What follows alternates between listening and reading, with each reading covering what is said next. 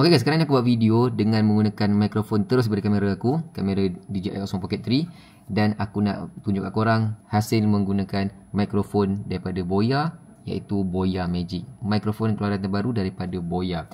Okay, mikrofon ni unik sikit tau. Dia boleh jadi sebagai boom mic, cakap macam tu. Nak letakkan fur dia pun boleh juga.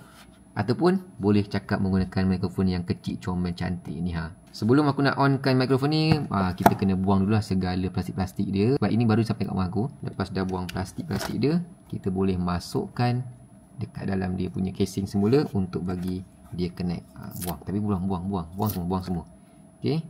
So, masukkan balik. Dan satu lagi, kita masukkan macam ni Dia dah start connect.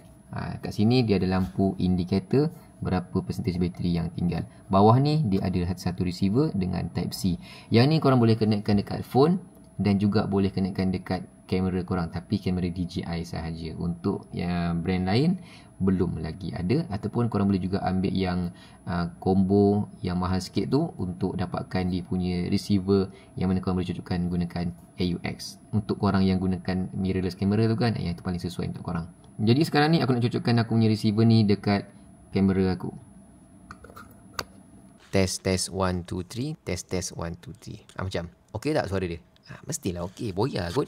Okey, satu lagi. Bukan cakap macam ni je tau. Korang juga boleh masukkan fur. Jadi suara lebih sedap lagi dan tak dengar sangat bunyi angin walaupun korang tak onkan noise cancellation. Sekarang ni noise cancellation tengah off sebab lampu dia warna biru. Kalau nak onkan noise cancellation, korang tekan je button ni, noise cancellation akan on bila lampu dia warna hijau. Macam ni. Tapi aku tak suka sangat onkan noise cancellation. Aku suka yang biasa saja. Kalau macam busy sangat, aku akan edit gunakan CapCut. So, kita off balik. Dan lagi, selain daripada cakap macam ni, korang juga boleh keluarkan mikrofon yang kecil tadi tu. Macam ni. Keluarkan satu. Okey, dia dah connected. So, aku boleh cakap dekat dua mikrofon. Satu gunakan boom mic ni. Satu lagi, aku boleh cakap menggunakan mikrofon yang satu ni.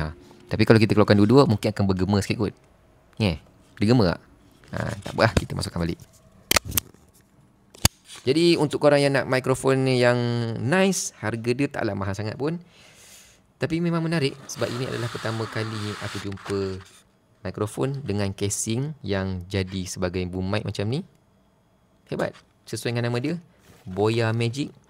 Kalau korang dapatkan, link ada dekat bawah. Mantap kan? Oh, satu lagi. Belakang ni dia ada satu lubang skru 1/4 tau. Jadi kalau korang ada tripod kecil kan, yang mana tripod kecil tu menggunakan skru 1/4, korang boleh mountkan kat sini. Lepas tu korang boleh jadikan sebagai mikrofon untuk kau cakap terus atas meja. Nice kan? Serius.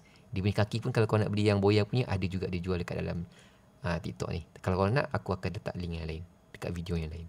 Korang komen je. Bye bye.